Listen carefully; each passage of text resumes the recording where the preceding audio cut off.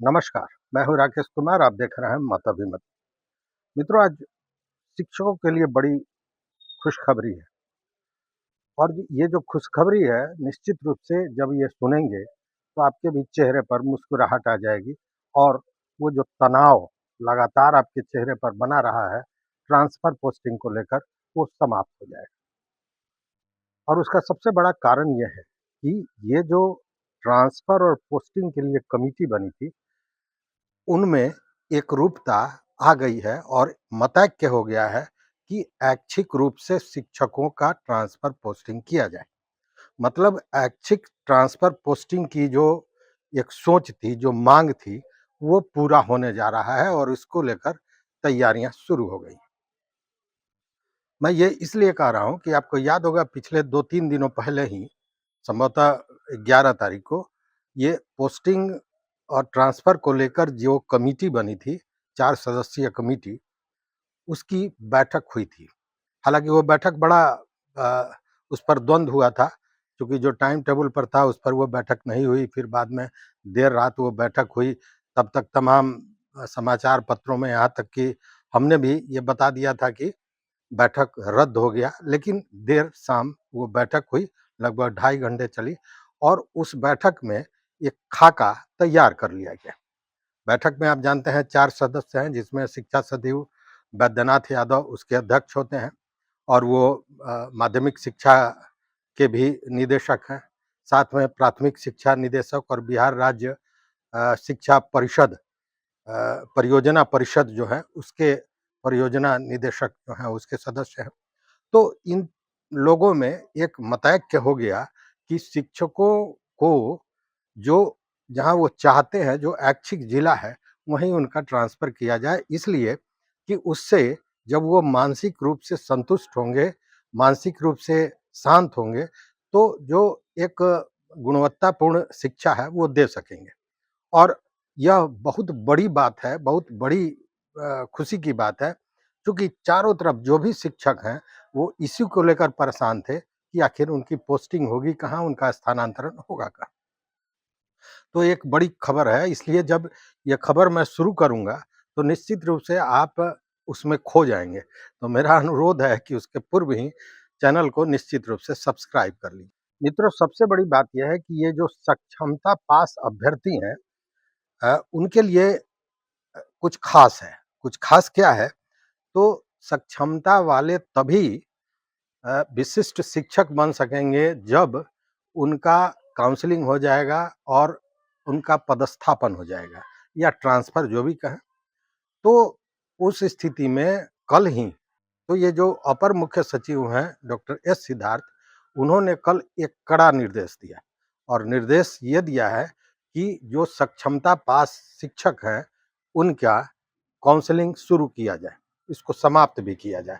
मतलब कि इसमें तेज़ी लाई जाए और इसको लेकर सारे ज़िले के जो भी जिला शिक्षा पदाधिकारी हैं, उन लोगों को ये टास्क दिया गया है कि वो इसकी तैयारी शुरू कर लें और बहुत जल्द ही अ, ये काउंसलिंग का काम शुरू होगा।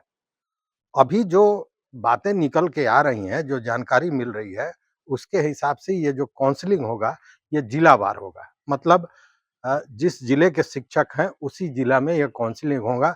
मतलब यहाँ से पटना और तमाम अलग-अलग जगह जो काउंसलिंग हो रहा था, वहाँ तक भाग-दौड़ की ज़रूरत नहीं पड़ेगी।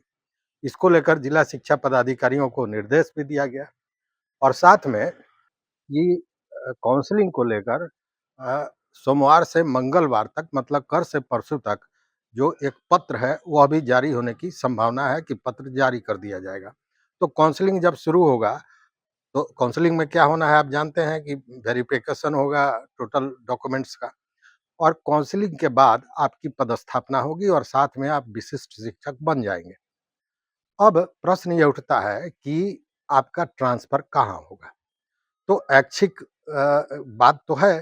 पिछली बार भी आपको याद होगा कि पिछली बार 3 जगह आप लोगों के इच्छानुसार माँगा गया था 3 जिलों का नाम और हुआ था कि अंक के आधार पर जो आपने वरीयता ली है, उसके आधार पर आपको जिला आवंटित किया जाएगा। लेकिन अभी जो सूचनाएँ आ रही हैं, उसके अनुसार ये बताया जा रहा है कि जो पिछली सब बातें हैं, वो एक तरह से निरस्त हो गई और नए सिरे से ये सारी चीज़ें होंगी। मतलब ये जो ट्रांसफ़र पोस्टिंग होगा, जो नई नीति बन रही है, उसके आधार पर होगा। आपने जो दिया था पूर्व में, 3 जिलों की आपने जो सूची दी थी कि हमारी इच्छा है कि यहीं पे भेजा जाए। मुझे लगता है कि वो कारगर नहीं होगा और जो नई नीति बनेगी, उसके आधार पर ये ट्रांसफ़र पोस्टिंग होगा। मतलब कि सक्षमता पास जो शिक्षक हैं, उनको जो जिले आवंटित किए गए थे, वो शिथिल हो जाएँगे। उनको रद्द कर दिया जाएगा और नए जो नीतियाँ बन रही हैं, उसके आधार पर ये ट्रांसफ़र पोस्टिंग की जाएगी। तो ये एक अहम चीज़ है और इसके लिए आवेदन देना होगा। उसका क्या प्रक्रिया होगी, वो भी हम बताते हैं। जैसा कि हमने बताया कि ट्रांसफ़र पोस्टिंग के लिए जो कमिटी बनी थी, उसकी पूर्व में बैठक हो चुकी है और दूसरी बैठक मंगलवार को होने जा रही है। मतलब मंगल को मंगल ही होना है, यह बात लगभग अब तय हो गई है। मंगल को ये बैठक होगी और बैठक में लगभग जो खाका तैयार किया गया है प्रथम बैठक में, उसको अंतिम रूप दिया जाएगा। और जो बातें छन के आ रही हैं, उसमें ये आ रही है कि 20 तारीख तक जो ट्रांसफ़र पोस्टिंग की नीतियाँ हैं, उसको फाइनल कर लिया जाएगा। मतलब किन नियमों के आधार पर या क्या नियम लागू होगा ट्रांसफ़र पोस्टिंग को लेकर, ये नीति निर्धारण हो जाएगा और उसके बाद उसकी प्रक्रिया चालू होगी। दूसरी बात एक और बताई जा रही है कि 27 तारीख तक को, मतलब 27 का मतलब ये आप समझिए कि ये जो विधानसभा का मानसून सत्र है, उसके समाप्त होते ही ये जो पूरा मसौदा है, ये अपर मुख्य सचिव डॉक्टर एस सिद्धार्थ के पास भेज दिया जाएगा कि अंतिम रूप से उसमें अगर कोई बदलाव करना हो या जो भी चीज़ें हैं, अगर ठीक करने वाली बात है, तो उसको करके और उसको अंतिम रूप देकर फाइनल कर दिया जाए। उसके बाद जो बातें छन के सामने आ रही हैं, उससे लगता है कि 1 तारीख से 1 अगस्त से जो ई-शिक्षा कोष पोर्टल है, उस पर आवेदन लेना शुरू कर दिया जाएगा। आवेदन आपके ट्रांसफ़र पोस्टिंग के लिए। आवेदन कि आप कहाँ ट्रांसफ़र लेना चाहते हैं, आपका ऐच्छिक स्थान क्या है, वो माँगना शुरू कर दिया जाएगा। मतलब वो आवेदन आप अ, ई-आवेदन, ऑनलाइन आवेदन कर सकेंगे और उसी के आधार पर, लेकिन एक यहाँ पे विशेष बात ये है कि जो लोग आवेदन नहीं करेंगे, जो कहीं से पहले से सक्षम, जैसे सक्षमता पास कोई नियोजित शिक्षक है और वो कोई आवेदन नहीं करता है, तो जहाँ से पूर्व में है वो वहीं यथास्थिति बना रहेगा, उसको कहीं दूसरे जगह नहीं भेजा जाएगा। ये जो बैठक होने जा रही है, इस बैठक में ट्रांसफ़र पोस्टिंग की नीति निर्धारण करने के बाद ये जो अनुकंपा बहाली है या छुट्टी कैलेंडर है या बिहार शिक्षा कैलेंडर बनाना है, इस पर इसकी बैठकें होंगी और उसको भी फाइनल किया जाएगा। अब आपको बता दें कि जो बीपीएससी के टीआरई 1 और टीआरई 2 पास किए हुए शिक्षक हैं, जो आपको याद होगा उस समय के पाठक थे और तमाम लोगों को ग्रामीण क्षेत्रों में भेज दिया गया था। महिलाओं को, दिव्यांगों को भी ऐसे जगह पर भेज दिया गया था, जहाँ वो अनकम्फ़र्टेबल महसूस कर रहे थे, तनाव में रह रहे थे, कई लोगों के साथ दुर्घटनाएँ भी हुईं।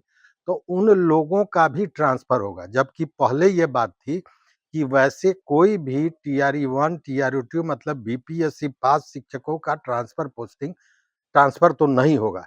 इसलिए नहीं होगा कि उनका जो नियुक्ति पत्र है, उसमें स्पष्ट लिखा हुआ है कि प्रोबेशन के समय, माने प्रोबेशन टाइम जो है, उसमें 2 साल तक ट्रांसफ़र पोस्टिंग का नियम नहीं रखा गया था।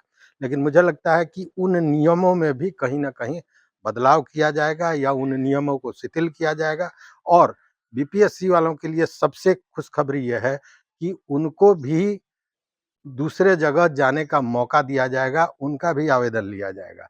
क्योंकि बार-बार हमारे वीडियो पर हमारे तमाम बीपीएससी के जो मित्र हैं, वो पूछ रहे थे कि हम लोगों का क्या होगा? और पहले हमने भी ये बोला था कि उनका ट्रांसफ़र नहीं हो सकेगा, चूँकि 2 साल तक प्रोबेशन पीरियड में ट्रांसफ़र का कोई प्रोविज़न नहीं है। लेकिन उसको शिथिल करके जो मतलब कितनी व्यावहारिक चीज़ें अब आ रही हैं सामने और हमने आपको कहा था कि ये सिद्धार्थ अपर मुख्य सचिव हैं, वो बहुत व्यवहारिक व्यक्ति हैं और चीज़ों को समझते हैं कि कहाँ पे किस चीज़ से टेंशन हो रहा है और उस चीज़ों को वो हटाएँगे और वो चीज़ें सामने आ गई। मतलब कहीं न कहीं उस कमिटी को इस तरह का दिशा निर्देश दिया गया है कि ट्रांसफ़र पोस्टिंग के लिए जो नीतियाँ बने, वो ऐसी बने जिसमें उन लोगों को कोई असुविधा नहीं हो और वो ढंग से गुणवत्तापूर्ण शिक्षा बच्चों को दे सके और वो स्थिति अब आ गई है। मतलब बीपीएससी के जो शिक्षक हैं, जो परेशान थे, उन लोगों को भी ये मौका मिलेगा कि उनका स्थानांतरण दूसरे जगह हो और वो भी ई पोर्टल पर अपना जो आवेदन है वो दे सकेंगे। जो जानकारियाँ मिल रही है उससे एक चीज़ और स्पष्ट हो रहा है कि ये जो ट्रांसफ़र पोस्टिंग होगा उसमें जो मापदंड तैयार किया गया है, उसमें एक बड़ा मापदंड है छात्रों और शिक्षकों के अनुपात का। मतलब कि जहाँ पे मान लिया जाए कि किसी स्कूल में छात्रों की संख्या कम है और पूर्व में जो शिक्षकों की पोस्टिंग हुई, उसमें शिक्षकों की संख्या ज़्यादा है। तो वैसे शिक्षकों को भी दूसरे जगह भेजा जाएगा। मतलब कि इसका ध्यान रखा जा रहा है कि छात्रों और शिक्षकों का जो अनुपात है, वो सही होना चाहिए, जिसके आधार पर शिक्षक अ, अपना गुणवत्तापूर्ण शिक्षा बच्चों को दे सकें। दूसरी बात है कि अब आपके मन में एक सवाल उठ रहा होगा कि महिलाओं का क्या होगा या फिर दिव्यांगों का क्या होगा? तो आपको याद होगा कि शुरू से ये बातें हो रही हैं कि महिला और दिव्यांगों के लिए विशेष प्रोविज़न किया जाएगा। मतलब ये जो ट्रांसफ़र पोस्टिंग होगी, उसमें महिलाओं को, दिव्यांगों को विशेष रूप से माने प्राथमिकता से उनका स्थानांतरण किया जाएगा। साथ में जो शिक्षक पति-पत्नी कार्यरत हैं और दोनों 2 जगह हैं, वो चाहते हैं कि एक जगह आ जाएँ, तो उनको भी प्राथमिकता दी जाएगी और साथ में अगर एक ही स्कूल में स्थान नहीं है, जगह नहीं है, तो अगल-बगल के स्कूल में उनका ट्रांसफ़र पोस्टिंग किया जाएगा। तो इन सारे चीज़ों का लबो-लुआब यही है कि जो नियोजित शिक्षक, विशिष्ट शिक्षक बनने के लिए सक्षमता परीक्षा दिए थे, वो पास किए थे और इंतज़ार कर रहे थे कि कब काउंसलिंग होगा और कब उनकी पदस्थापना होगी, तो वह भी समय निकट आ गया है। दूसरी बात कि जो बीपीएससी वाले शिक्षक ऐच्छिक ट्रांसफ़र को लेके परेशान थे, उनकी भी परेशानी अब दूर हो रही है, क्योंकि उनका भी ट्रांसफ़र किया जाएगा और ऐच्छिक किया जाएगा। और लेकिन उसमें एक चीज़ है, उस चीज़ को भी समझने वाली बात है कि वैसे नियोजित शिक्षक जिन्होंने सक्षमता परीक्षा नहीं दी और सक्षमता पास नहीं किए हैं, उनको ट्रांसफ़र का मौका नहीं मिलेगा, वो आवेदन नहीं दे सकेंगे। मौका क्यों नहीं मिलेगा? ये टेक्निकल विषय है। इसलिए कि अब देखिए, जैसे बीपीएससी वाले, बीपीएससी के जो शिक्षक हैं वो तो ऑलरेडी सरकारी कर्मी हैं, सरकार के कर्मी हैं। उसी तरह जो शिक्षक सक्षमता दे दी है, वो विशिष्ट शिक्षक बन गए, तो विशिष्ट शिक्षक बनते ही वो भी सरकारी कर्मी हो गए, इसलिए उनका भी ट्रांसफ़र होगा। लेकिन ये जो नियोजित शिक्षक हैं, इनका नियोजन इकाई जो है, उसी के हाथ में ये अधिकार है कि उसका ट्रांसफ़र पोस्टिंग वो करे। इसलिए इस जो ये जो दौर है, ये ट्रांसफ़र पोस्टिंग का, इसमें जो नियोजित शिक्षक हैं जिन्होंने सक्षमता परीक्षा नहीं दी है, उनको ये मौका नहीं मिलने जा रहा है। तो स्थितियाँ यही हैं, ये एक बड़ी खुशखबरी है और कहीं न कहीं सारे शिक्षकों के लिए राहत का विषय है। तो इस वीडियो में बस इतना ही। मित्रों, निवेदन ये है कि अगर चैनल पर आप नए हैं या अभी तक आपने चैनल को सब्सक्राइब नहीं किया है तो सब्सक्राइब कर लें। वो घंटी जैसी जो आकृति है उसको दबा दें, ताकि हम जो वीडियो बनाएँ वो आप तक पहुँचे। देखते रहिए मत अभिमत। बहुत-बहुत धन्यवाद। बहुत-बहुत धन्यवाद।